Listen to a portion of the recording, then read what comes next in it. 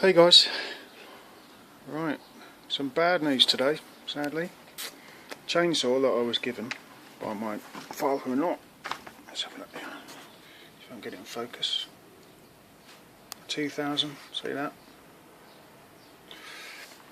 Stihl 025, my baby.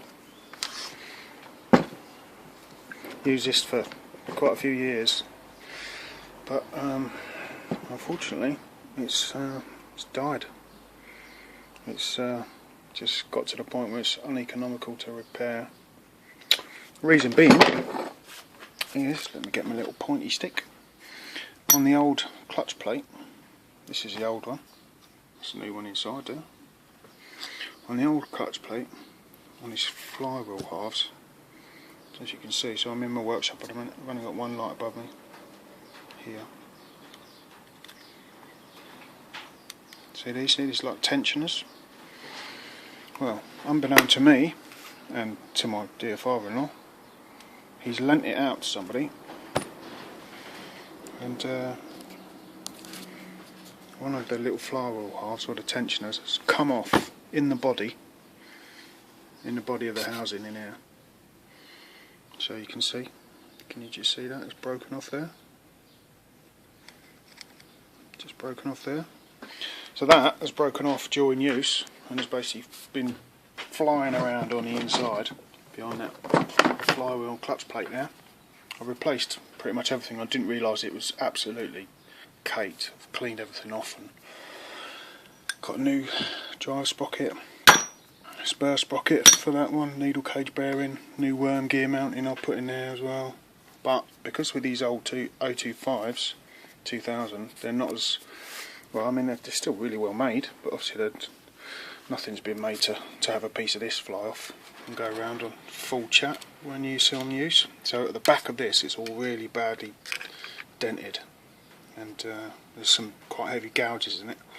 But more specifically, the worm drive housing, the worm gear housing, the pump isn't actually modular on these old ones. It's on the reverse side of the piston and the body, and it's kind of like eaten through.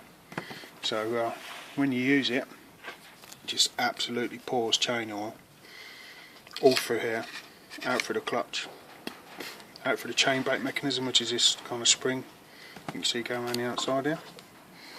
So we'll get that right here. See that?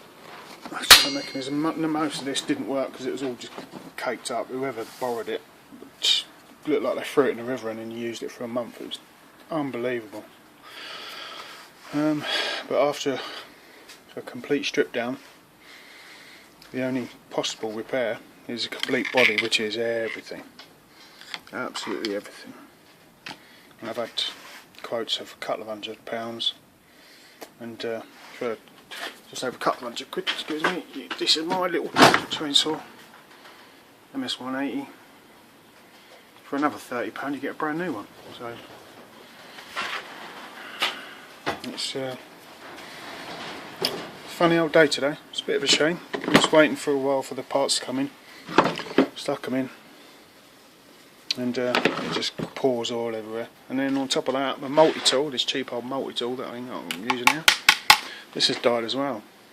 So it's certainly paid for itself, but I shall be later on today